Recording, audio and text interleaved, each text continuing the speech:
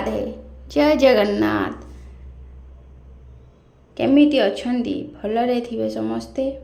आपण मानंकु जदि मो चैनल भल लगुची, आपण मानंकु जदि गीता शुणिया पई भल लगुची, प्लीज दया करी सब्सक्राइब करंतु। आसंतु मो सहित डेली डेली गोटे अध्यायर किछि श्लोक शुणिबा ताकू पढ़िबा। आज पढ़िबा आमे तृतीय अध्याय कर्मयोग। अर्जुन उवाच यशसि चेत् कर्मस्ते मता बुद्धिनात् तत्किं कर्माणि घरे मां नियमित केशव। अर्जुन कहिले, हे जनार्दन, जदि आपणଙ୍କ मतरे कर्म अपेक्षा ज्ञान श्रेष्ठ, तेबे हे केशव मते काहेकि भयंकर कर्मरे लगाउछंती। व्यामिश्रेण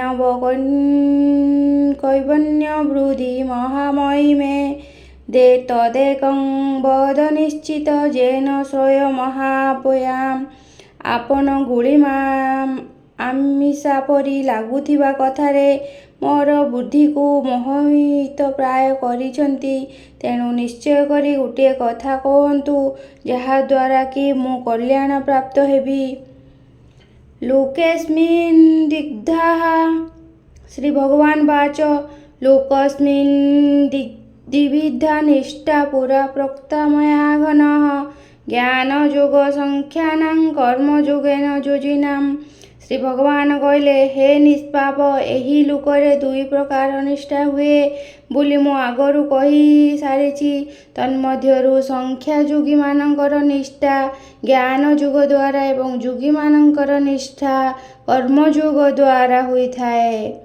माया उत्पन्न गुणे मान हिं गुण मानकर प्रत्यय हुअंती जानी मन इंद्रिय और शरीर द्वारा होउथुवा समस्त क्रियारे कर्तापण त्याग करि सच्चिदानंद परमात्मा कठारे एकी भावरे स्थित हुई जइबार नाम ज्ञान युग।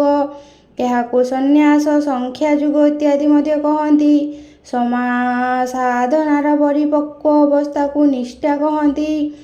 फल आसक्ति छाड़ी भगवदानुष्ठान भगवानଙ୍କ पाई समत्व बुद्धि रे कर्म करिबा नाम निष्काम कर्म युग। एहाकु समत्व युग, बुद्धि युग, कर्म युग, तदर्थ कर्म, महर्थ कर्म मध्य कहंती।